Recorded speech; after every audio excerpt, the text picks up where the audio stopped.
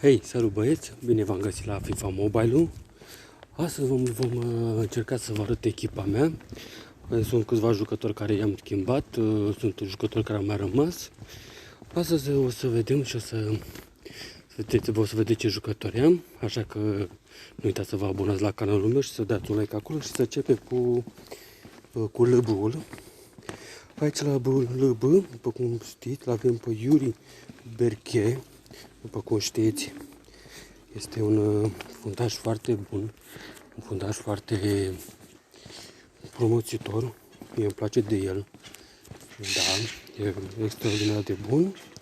Vom trece la următor, la un RB, care aici la RB știți cine este, că l-am avut și mi se pare un jucător foarte, cât de cât ok de bun, că m-a salvat în orice probleme, este Sagai, care vom pune aici pe Sagai și are 3 la rating de-astea, am văzut capuri și mesaje de-astea. Mi se pare un jucător foarte bun, la FS 105, mi se pare un jucător foarte bun. Acum vom lua un CB. La CB aici am un jucător nou, care acesta este Soyuchuni de 93-ul. Soyuchuni e un fundaș foarte bun, un fundaș extraordinar, mi-mi place de el, joacă bine, n-am ce zice și de la cap, chiar dacă este de statură mică,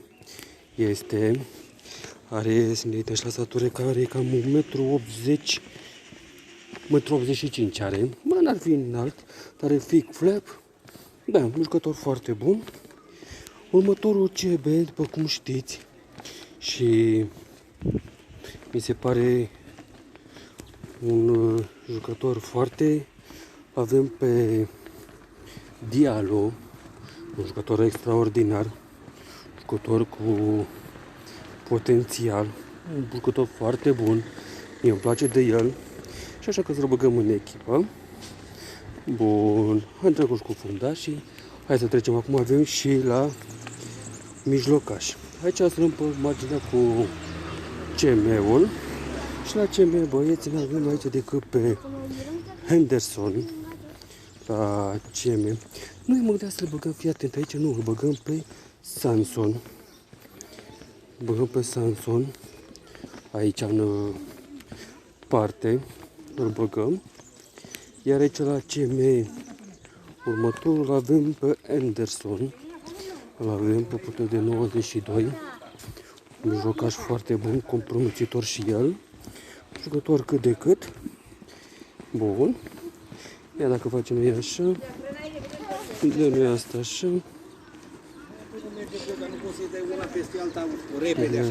Nu, 126 ratingul. Bun. Hai să și un camă. Să vedem la camă ce avem. La camă avem pe 92 Niquingul. Îl avem, nu știu cum se traduce francez. Un jucător foarte bun. Jucător care mie îmi place de el. Deci deja s-a de la 101, vedeți aici ce staticile are. Foarte bun staticile. Foarte bun. Jucătorul ca lumea. Ia să facem o dată așa, pac. Și o să dată așa, pac. 101 cu 110, că eram așa. 101 cu 110. Bun. La următorul o să vedeți că o să luăm un right winger. O să luăm.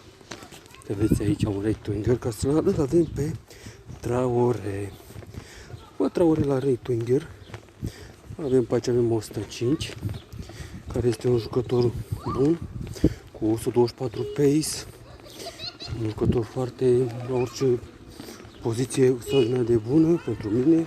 O, vi se pare cum vi se pare vouă, cum vi se pare acest jucător, dacă vi se pare bun, dacă vi se pare. Bun, aici mă trecem la left winger. Ia să vedem la left winger ce avem. Aici avem un nou jucător care l-am cumpărat pe Chouhar de 93, care are 103, vedeți aici diferență. O ciouir avem. Foarte bun. Avem 107 cu 145. Cioir. Mai e bine. Iar ca atacant, după cum se observă, avem pe Mariano, care este bun și la cap. La orice e bun, fraților. Îmi place de jucătorul acesta și nu pot decât să-l bag în echipă. Pac! A intrat în echipa noastră. A intrat. 110 cu 149. Bun. Iar aici avem portarul, nu decât altul pe Mendy. Urmește pe Mendy și avem 112. Un portar foarte bun. Și avem cu 112 cu 160. Bun. Hai să vedem ce mai avem pe aici. Hai dacă putem să-l creștem pe acest jucător. Îl vedem. Dacă putem să-l creștem. Mă, i-aș da niște rang, Ia să vedem ce rang putem să-i dăm. Nu se poate, dăm un rang. Aici să vedem putem dăm un rang și la ăsta. Ar plăcea să-i dăm un rang și dăm un rang 2 la acest jucător. Bun, ia să vedem. Bun, și avem rangul 2. Mi se pare un jucător foarte extraordinar, un jucător foarte bun. Avem 113 cu 160. Hai să ridicăm și ca ăsta la 10. Să ridicăm. Că așa este frumos. Să ridicăm la 10. Avem câte 300 aici. E start. Ia să vedem. Avem rangul 10. Bun. Și hai să mai vedem și... Bun. Hai să ridicăm și pe ăsta la rangul 11. Da, la rangul 11 să ridicăm și pe el. Să ridicăm așa frumos. Cum se aude aici. Pac, încă un rang 11 aici. Avem și aici încă un rang 11. Avem. Pac. Am dat și aici rangul 11. Bun.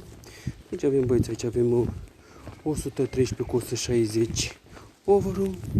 Băieți, cam asta este echipa mea. Cred că dacă v-a plăcut, nu uitați să vă abonați și să dați acolo un like. Și o să ne vedem cu un jucător noi. Până atunci, pa, pa!